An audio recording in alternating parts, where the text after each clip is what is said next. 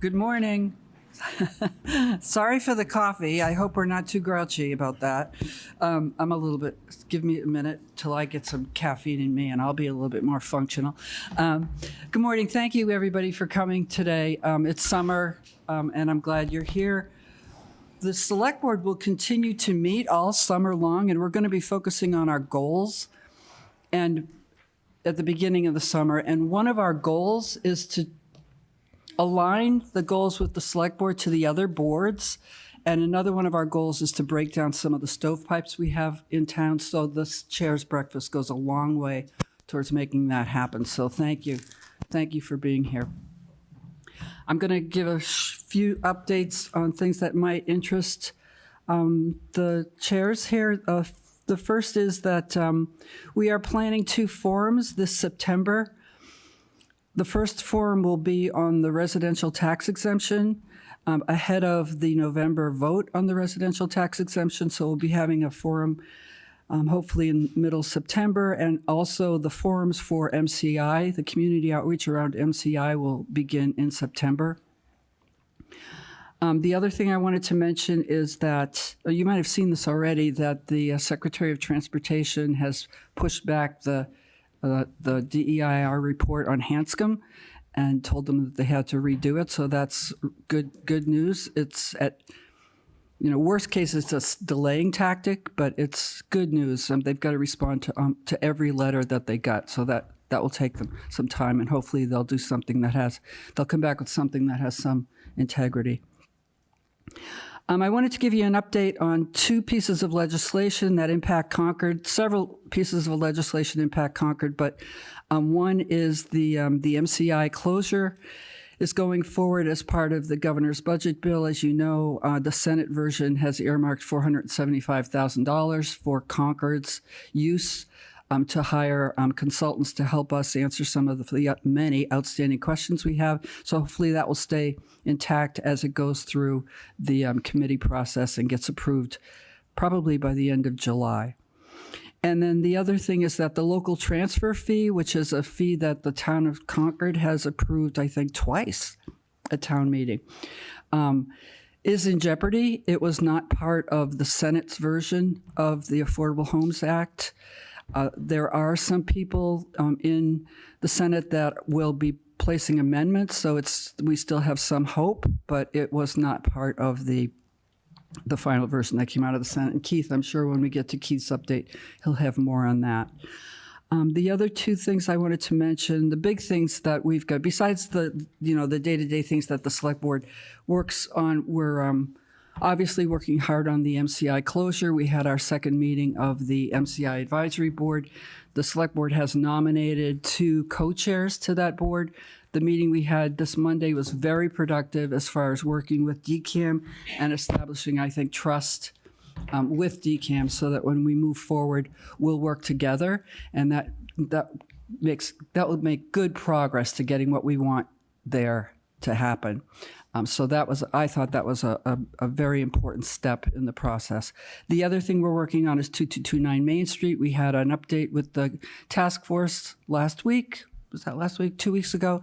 They're still working, and in October, the Select Board will decide what our next steps are. You might remember that in 2015, the town voted and gave the Select Board the authority to acquire that property, but there are some outstanding liens on that property. We've got some questions about liability, and we'll know more about that and make a decision in October when the task force delivers their report as far as what next steps are. The other thing I hope to have is, before we end our meeting today, the results of yesterday's election for the senior means tested tax exemption. I don't have those results, but hopefully I will before the end of the meeting.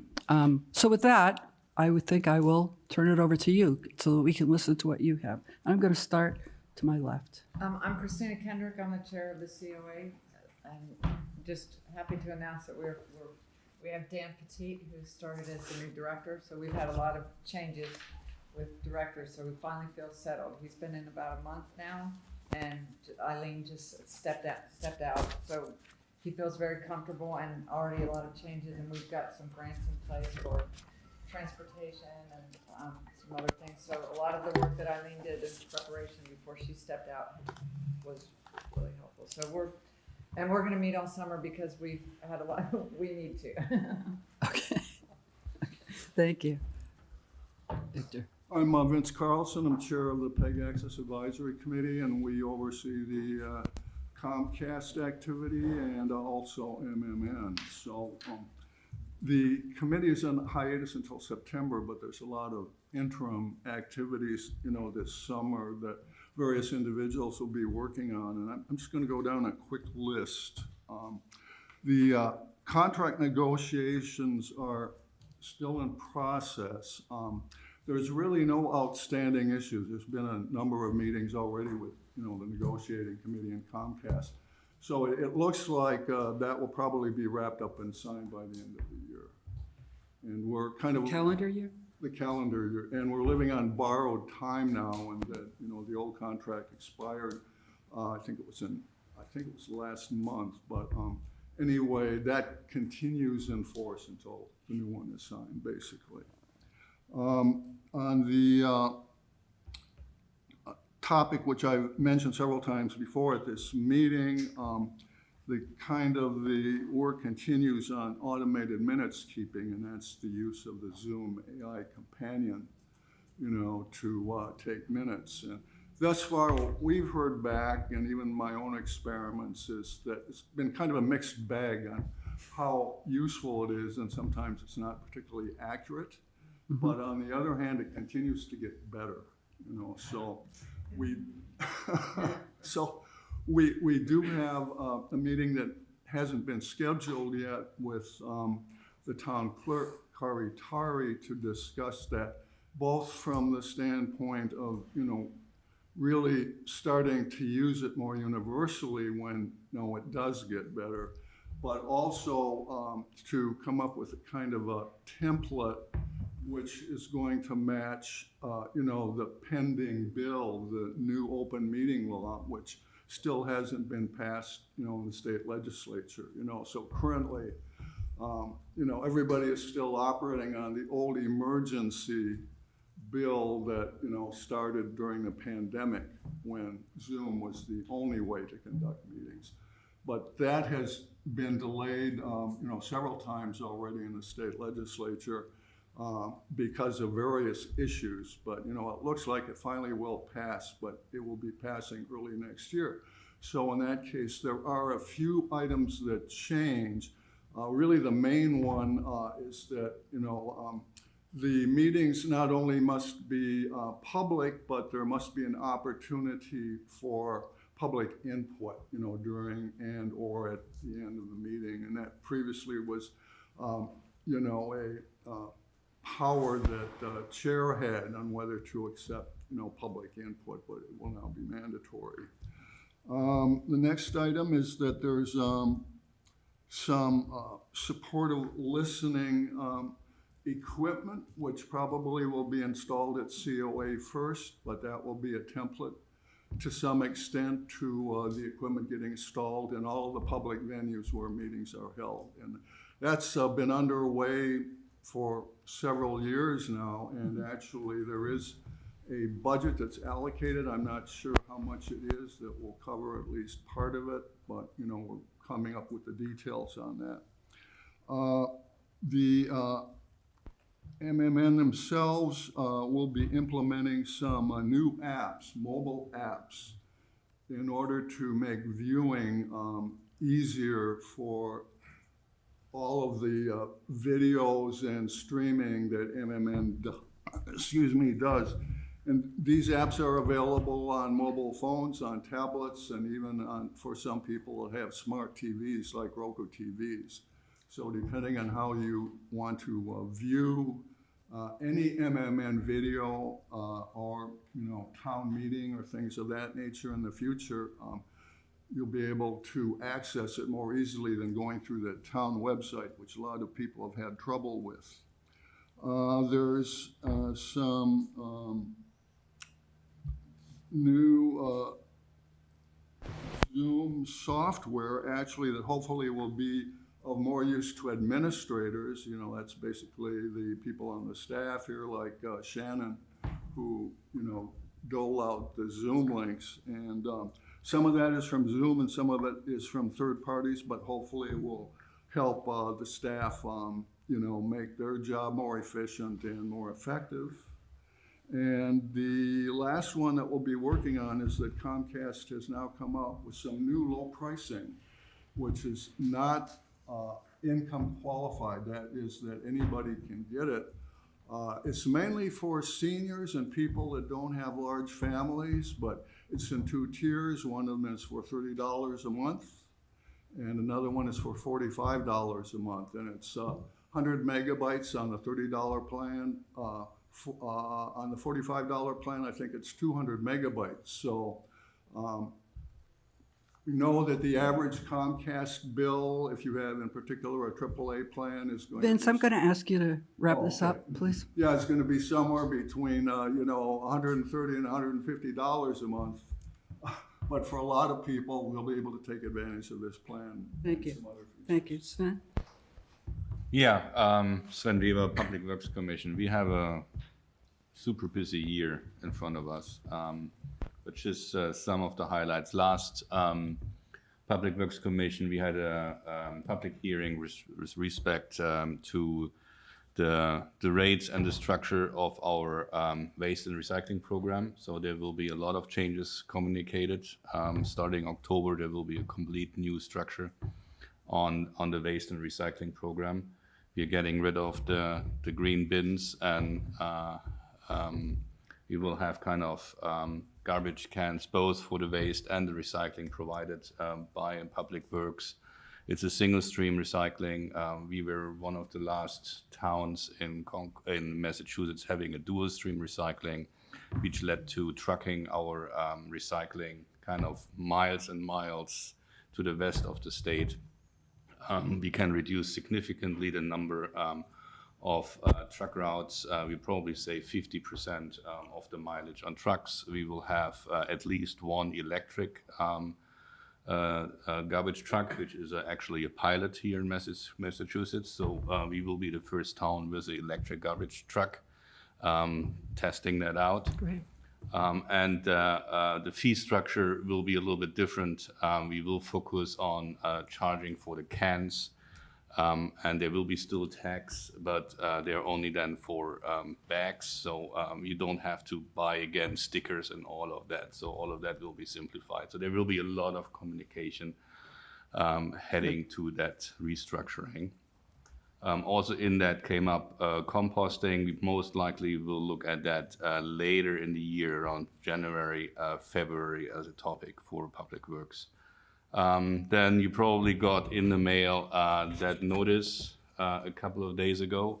We finally are in the process of taking Nagog Pond live again after it was 2 years offline. We put a new liner in. It's not at the capacity we want to have it, but at least there's now capacity. And because last time we used Nagog Pond in August, there was we were slightly above the PROMATE threshold. So we had to, by state regulation, send this out. To be clear, Nagog is only one of several water sources. So that 11 parts per billion is actually literally watered down to 2 parts per billion in the water. But the regulation requires for each water source, if they're above the 10 parts per billion, we have to put a notice out. We will touch this year comprehensive wastewater management plan. Our plan is 20 years old. So we have to review that. We will have to do a facility study since Public Works is now also responsible for the town facilities. We have to figure out what needs to be done. And then the big thing is specifically here then for budgeting is financing of the roads program, moving that potentially to tier 3 funding. And there are a lot of other things which would go too long. Great. Thank you. Thank you. Go ahead. Bill. I'm Bill Moravchek, co-chair of the Personnel Board. We're working with the town in terms of the July 1st increases for the non-union employees, which is in the process of being finalized. And I had one question to Mary in terms of, I share a studio at the Emerson. I share a studio at Emerson Umbrella, and I know that the select board has nothing to do about the decision as to the internet and tower or whatever. The cell tower. Who should these artists complain to? Well, typically, this is just a report out, but I will answer your question. The select board directs the town manager and the director of telecommunications, and the select board has given them clear direction that we want that solved. This was months ago, and we asked them to look at an RFP. We were looking at Tricon Church for months and months and months, and that's not happening. And the next location on the list was the Emerson, so the Emerson Umbrella. So the select board doesn't vote on this, but we do provide direction to the town manager. Does that answer your question? Thank you. Thank you. Yeah. I'm Dottie Bernard. I'm a new member of the Concord Board of Health. I grew up in West Concord and recently retired from the Harvard School of Public Health.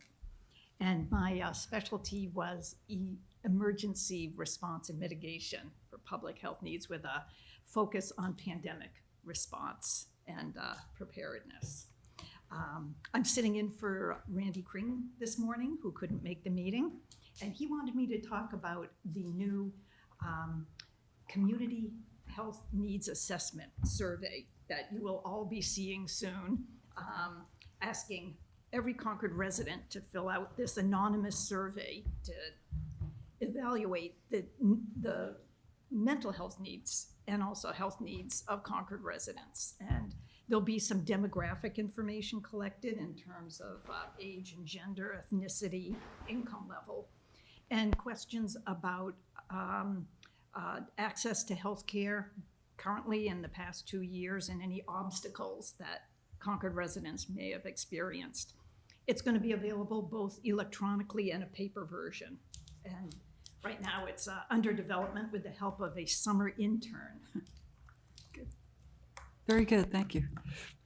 Hi, Bob Abraham, co-chair of UConn Trust. This is my last meeting, so I'm actually I've been there 2 terms now at UConn, so there'll be a new replacement for the next meeting. So Well, thank you. we Thank you for your continue service.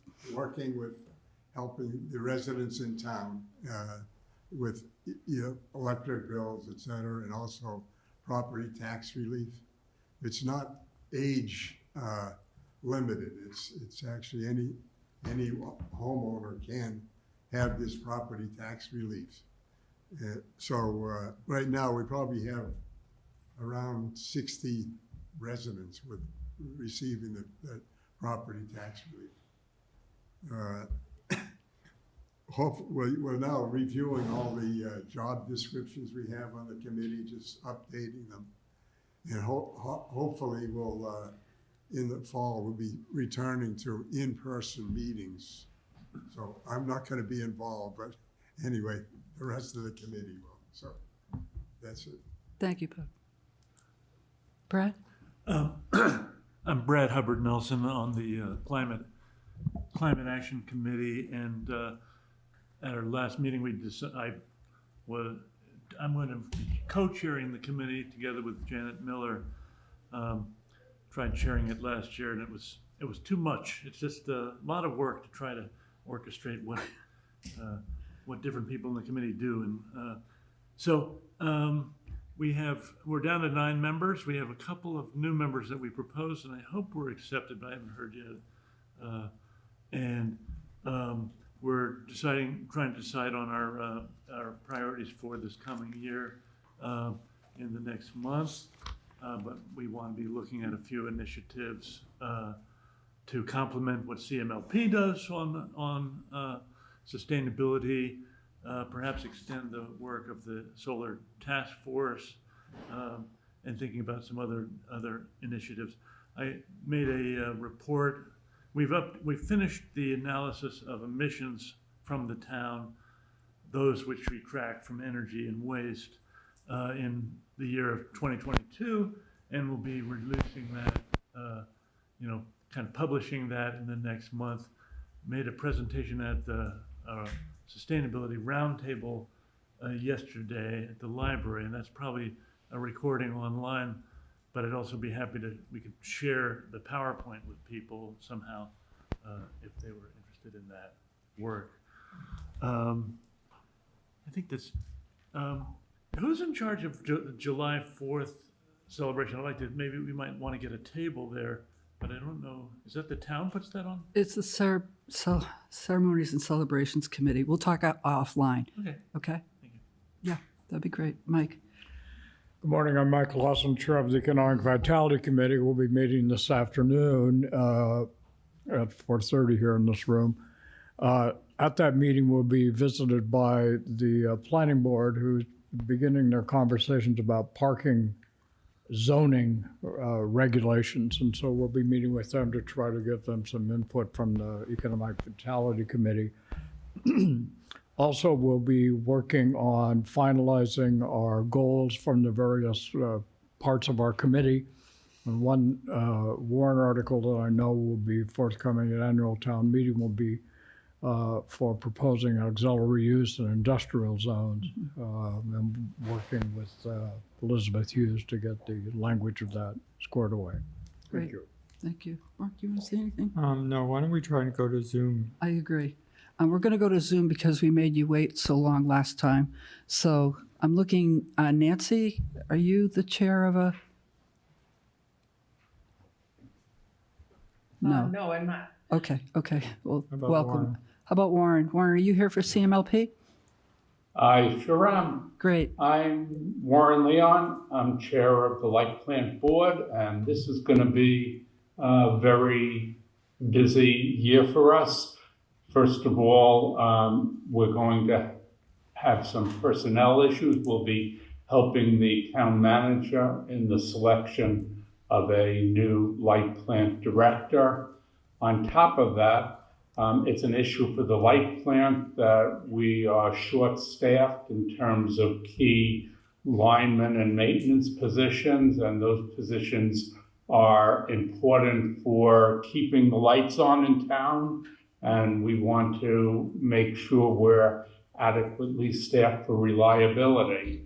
In terms of other bigger projects, there's the issue of the battery that was approved at town meeting. The staff and board of the light plant will be talking about location for that, specifications for that, how that could be implemented in a way that increases reliability while reducing costs for ratepayers.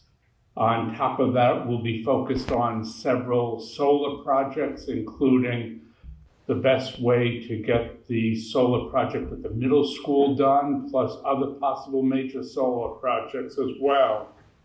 A big challenge for the light plant is the closing of the prison, because it's a big user of electricity and it contributes significantly in terms of income. We are going to be very interested in figuring out how we ensure a smooth transition so that ratepayers don't suffer and reliability doesn't suffer.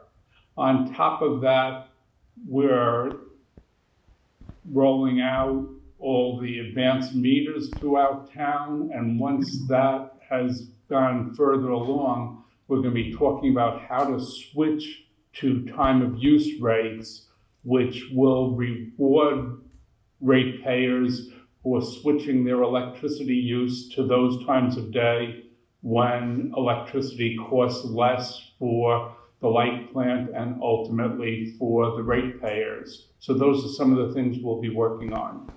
Thank you, Warren. Thank you. Who else is on? Dennis? Dennis?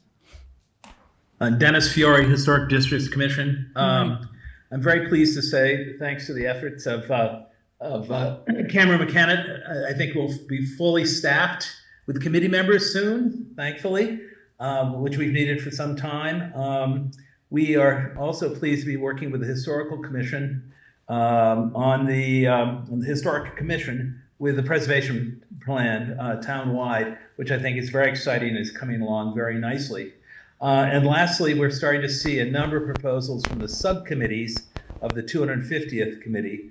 We'll be looking at a proposal for a mural to be placed in the area near the visitor center, and also getting a sort of first look at the proposed 250th memorial. So that's sort of our focus, I think, this summer. Thank you, Dennis. Keith? Keith? Hi, Keith Bergman, Chair of the Concord Municipal Affordable Housing Trust. To follow on Mary's remarks, the State Senate will be debating the Affordable Homes Act tomorrow. So that will be the last gasp, I think, for whether there's a real estate transfer fee or not. The disappointing part is the noes count in the Senate that a number of the groups did that shows that there is a majority of senators who favor the transfer fee, somewhere between 21 and 28 members of that 40-member body. However, it's the leadership that decides what goes in the Senate Ways and Means bill, and it did not contain a transfer fee, but there are a number of amendments that have been proposed. Hopefully they'll get voted on, and hopefully the majority that have expressed interest privately in the transfer fee can vote that way in the light of day. Meanwhile, the trust is ending this current fiscal year with a balance of $2,060,000 in our trust fund.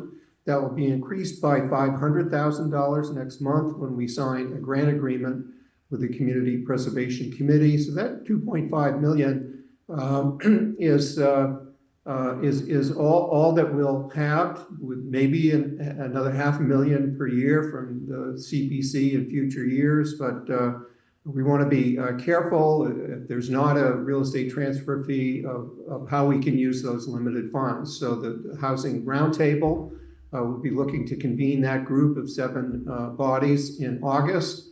And that will be an opportunity for us to make sure that the work of the housing groups reflects the select board's goals, and we look forward to that. So thanks very much.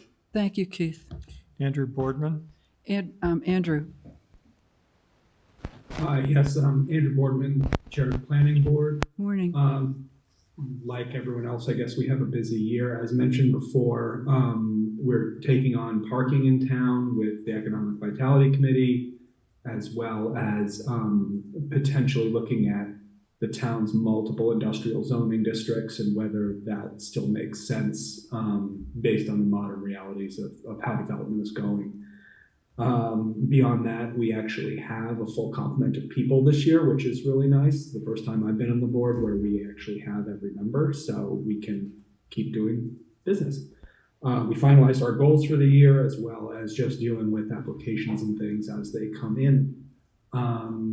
We are looking at one item of particular note, I know, is the MBTA communities. We're looking at design guidelines related to our review process of that, just because they're a little bit different than anything we've seen before. So we thought it good to write down the rules before anything comes in. And with that, we meet bi-monthly, just taking care of things as they come in. So that's all I have to report. Andrew, have you heard back from the state at all relative to the bylaw we passed here? Have you gotten any feedback? Because I know we have to be in compliance. Have we heard anything? No. Okay. The state is the state is taking as much time as they're legally entitled to. Okay. Is the phrase I've heard. Okay. Thank you, Andrew. Carmen? Carmen. Nothing to report as moderator. I don't think that anybody is on from the town meeting study committee. Don't see them. I see Keith is, but just to report briefly, the town meeting study committee is fully staffed and has been hard at work in several meetings already. And its next meeting is Tuesday, July 2nd, and they're busily engaged in collecting information and data and receiving public comment. Their background materials and an email address for them is up on the town website. They have their own page now. And please do spread the word that if there is any public comment that folks on your committees or your committee as a committee would like to make to the Town Meeting Study Committee, they can send an email to the Town Meeting Study Committee, or they can appear at one of their meetings and speak during the public comment time. And I know that there will be lots of public outreach coming from the committee later in the year. I'd invite Keith to add anything about the Town Meeting Study Committee that he wishes, if that's okay, Mary. Sure. Keith, do you have anything to add? Sure. First, I'll say I'm not the chair, which of that group, but it's a very robust group. We're looking at how to better engage voters in the process. Some of us are looking at the procedures and the information that is prepared for voters prior to town meeting. Others are looking for ways to expand the attendance at town meeting. And so it's a robust group, and I appreciate Eric Moore's chairing that committee. Thank you, Keith. Thank you, Carmen. Stefan Bader. Stefan? Good morning, Stefan Bader, Chair of the Concord Housing Authority Board of Commissioners. 3 brief updates. Number 1, we will be submitting a recommendation nomination for the naming of the Aspet Bluff Street in honor of Terry Rothermel. Number 2, legislative update. The last we heard, there is still a $1 million line item to aid the Housing Authority with connecting to the town sewer system on our Bedford Road property, which would allow us to use the current septic field nearing the end of its useful life to build some additional housing units potentially. And the third item is our meetings are normally on Thursdays. Next Thursday is the 4th of July, so we're meeting on July 11th instead, the second Thursday. And at that meeting, we will have a public discussion about smart electric meters. There has been some response from residents about the smart meters, pluses and minuses, and so that will be under discussion. And we've reached out with the light plant staff to get them involved in that discussion as well. So that's it from the Housing Authority. Thank you. Thank you, Stefan. Gary Clayton. Gary? Good morning. I'm Gary Clayton. I'm currently co-chair of the Concord 250 Executive Committee. Also joined by Rob Monroe, who will also serve as co-chair. So that's a modification of the leadership structure for the committee as we move forward to April 19th, 2025. We have many volunteers who are very busily working on a variety of public and family-oriented programs and events, and more details of those will be forthcoming over the next couple of months as we finalize the content of those programs and the funding necessary for them. Dennis Fiore mentioned in his remarks regarding the Historic Districts Commission that we'll have a conversation this evening regarding 2 of those initiatives. Wanted to also mention that the Executive Committee voted last week to request the Select Board to establish a town gift account to assist in our fundraising and our private fundraising. So we look forward to the Select Board's review of that particular request on our part.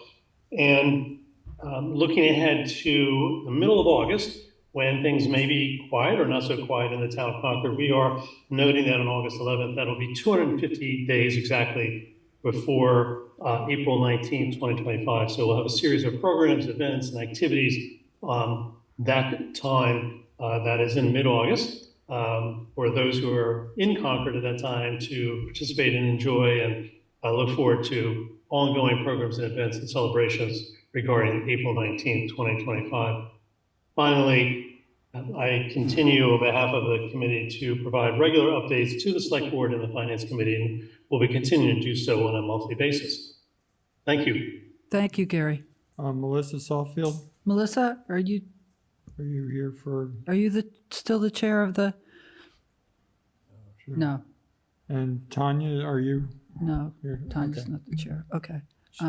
That's a comment. Actually, if you like, I could speak about the Concord Cultural District Arts, the Cultural Districts Task Force results, or not. It's up to you.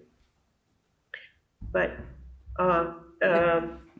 so we decided to recommend to the select board that the local cultural council take over the district funds management, and we also funded a number of arts activities for the fall to enhance the making it public arts installation about Thoreau and Ellen Garrison. So I just wanted to mention that. Thank you, Tanya. Thank you. I think we're back to the room. I'm going to go back to Mateo. Do you want to start?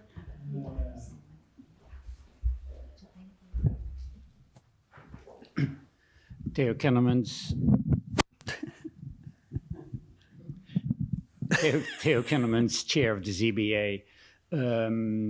We continue to meet through the summer and do our monthly meetings. As I always say, we are a reactive board, so we're not proactive. We're just reacting to the applications that are being filed.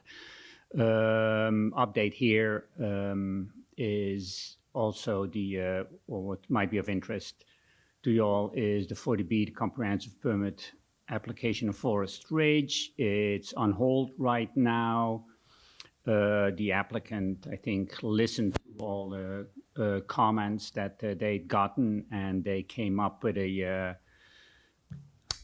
different solution for the entrance road to the proposed project.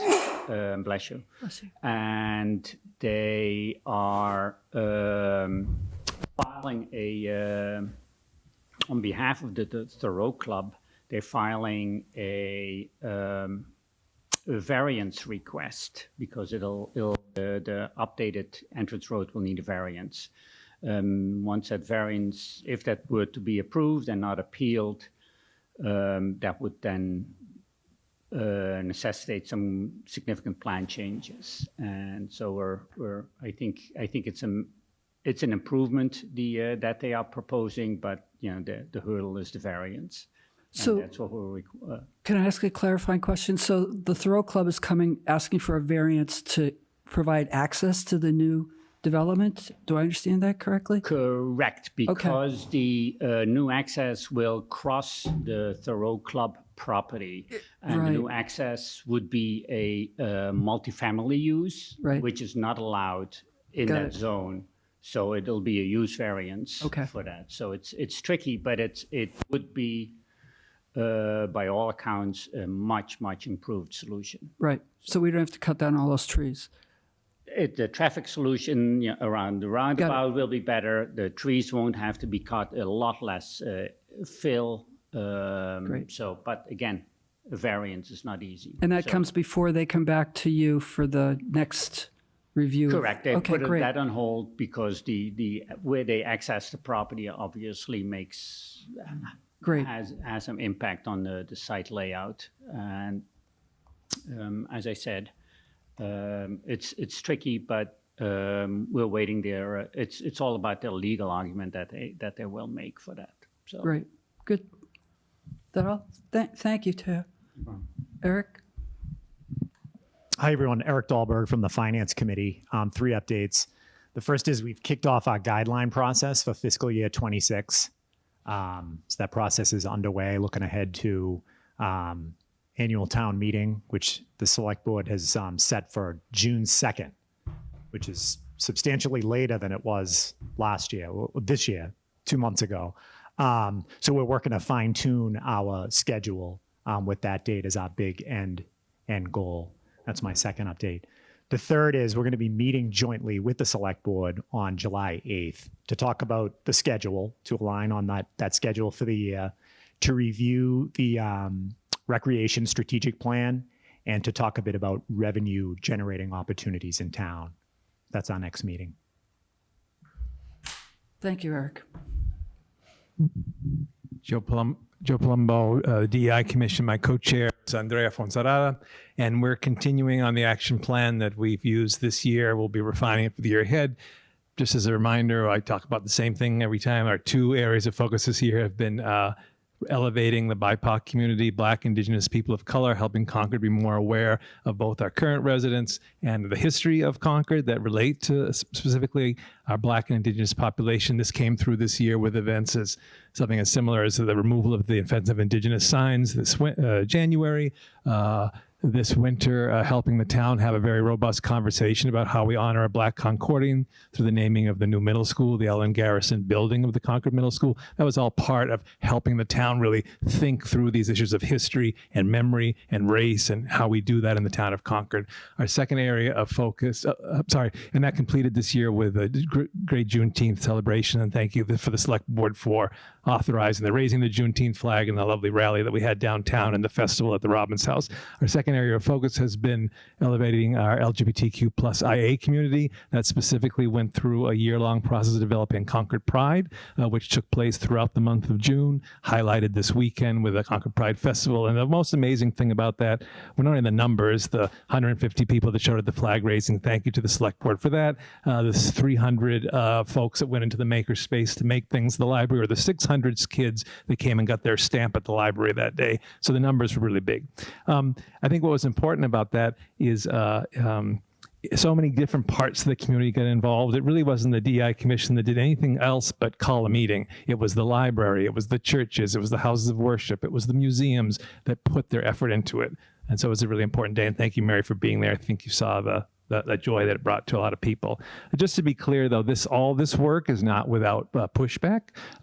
Part of progress in these kind of areas, you're going to see people. It's very coded in Concord. Concord, we're very skilled at coding our pushback, so it doesn't come across as overt, anti anything. But it's coded in words like, well, gosh, these things are so divisive. Why are we talking about these things? So we understand that, and that's part of the work, and we embrace it. And that's part of how a community moves to the 21st century and starts doing new things. So we're excited for the year ahead.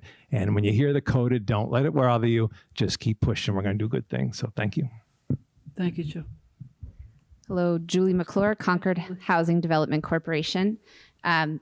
For folks in the room that might not know what we do, we are dedicated to the preservation and creation of affordable housing.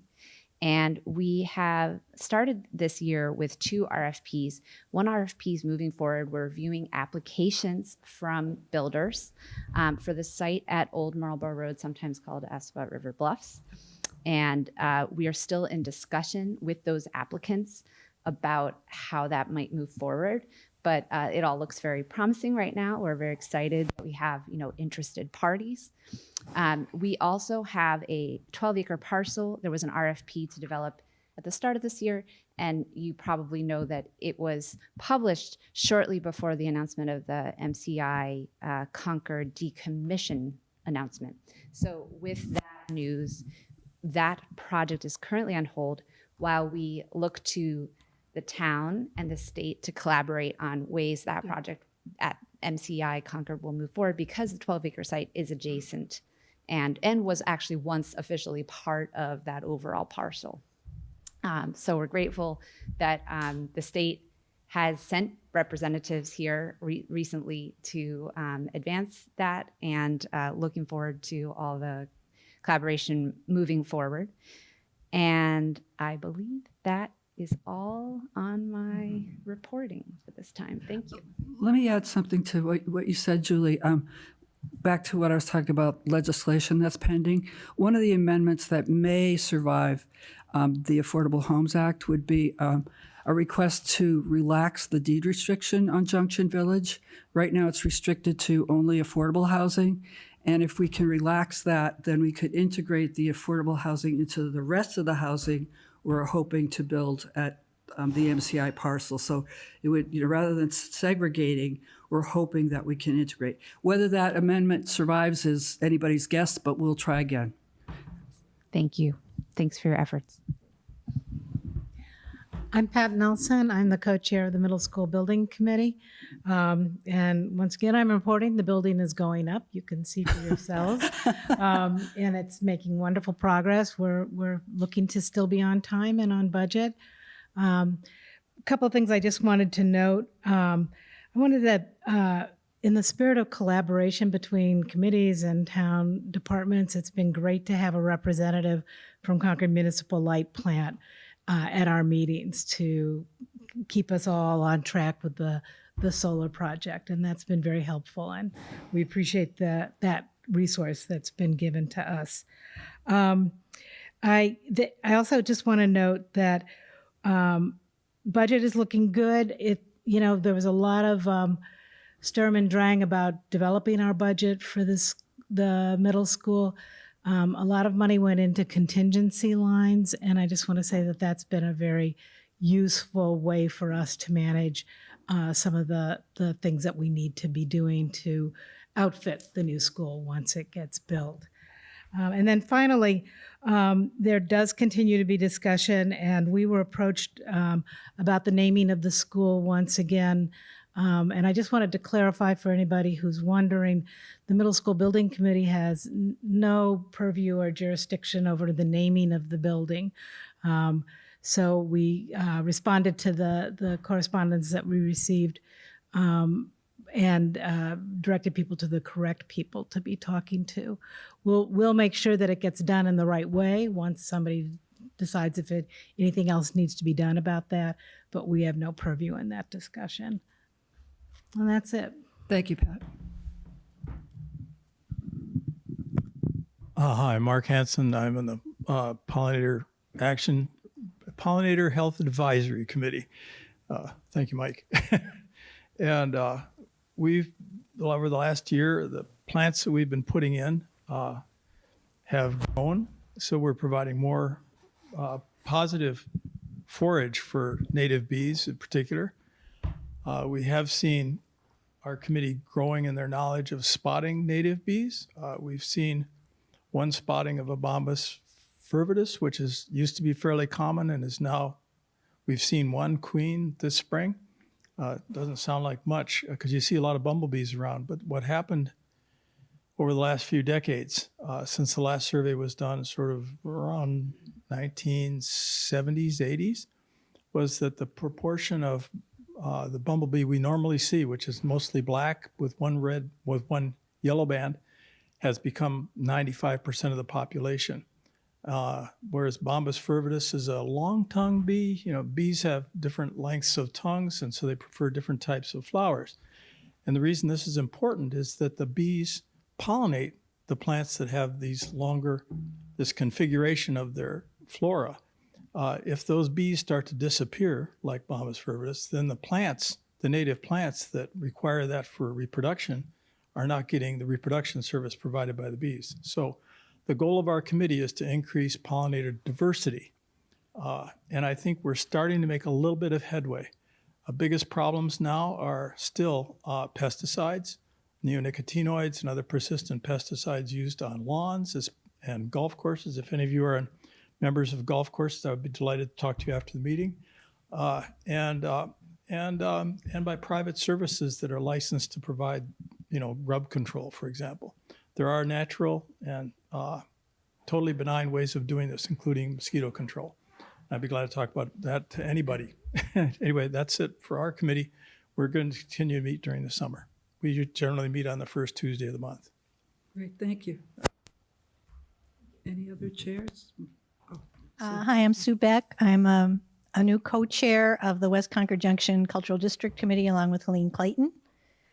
We just recently had a very successful Porch Fest, despite the fact that there was a lot going on in town on June 8th. We had changed it from a fall Porch Fest to a spring Porch Fest, and it was very successful. Yes.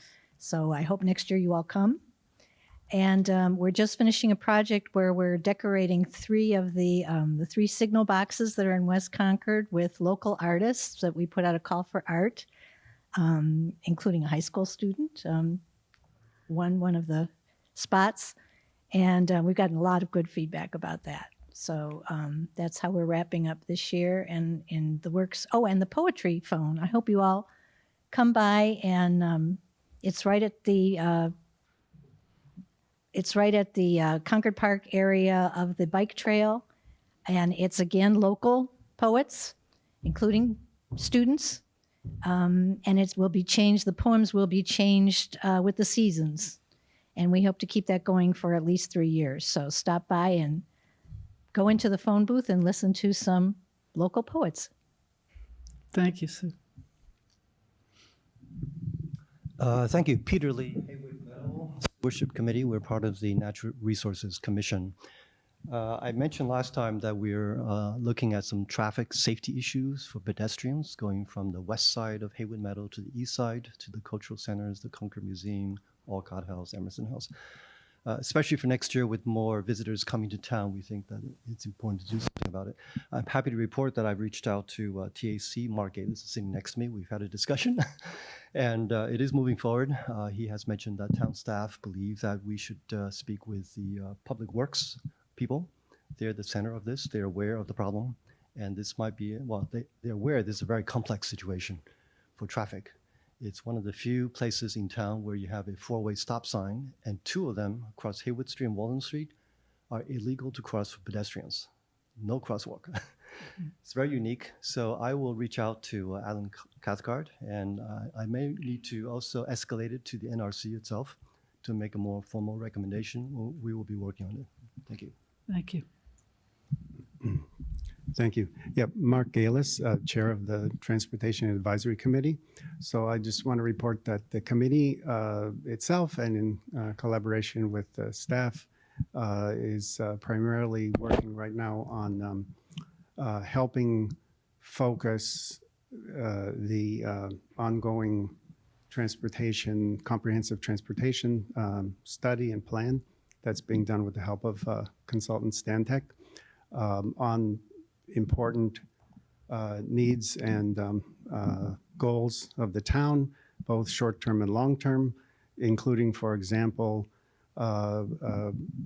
planning and funding improvement of the roads up to an acceptable quality and maintaining that in the future, and other things such as working towards some effective public transportation within town to try to get, give people who don't have cars ways to get around, and also get some more single occupancy vehicles off the road, and reduced, parking requirements, things like that. The other thing I wanted to mention is, some of you may already know, but our Economic Vitality Director, Mimi Graney, was kind enough to alert me yesterday that the Massachusetts Department of Transportation has finally published online the study that resulted from their earlier Route 2 corridor study. And so if you just search MASSDOT Route 2 corridor study, you'll go to a page which has a link to the long actual report rather than just the PowerPoint that they presented before. Of course, I'm not sure that this is effectively up to date, because I believe all the work was done prior to the announcement of the closing of MCI, but it might still be good for people to look at. Thank you. Thank you, Mark. I think it's a wrap. Oh. Hi, I'm Mimi Graney, the Economic Vitality Manager for the town, but I'm reporting on work I'm doing with 2 different committees that aren't represented here today. One is with the Agricultural Committee. We are looking, got an intern for the summer, and we're doing a study of farms and understanding them as businesses, recognizing that they are using natural resources, and it's a way for the town to really look at property that might not be capturing maximum land value, but is vibrant business is part of the character of the town. It's based on a study that had been done for Ipswich on how they looked at their agricultural land. And I'm doing a project with the Disability Commission after a long lead up. We're having our final training with advocates or ambassadors using a toolkit for age-friendly business Concord. So we'll be training our volunteers on July 11th, and then starting to go out meeting with the businesses, talking to them on how they can be more age-friendly, and highlighting those businesses that are doing a particularly good job. Thank you, Mimi. So let me see, 9:27. Good job. Thank you for all the work that we all do for the town. Thank you very much. I'll see you next month.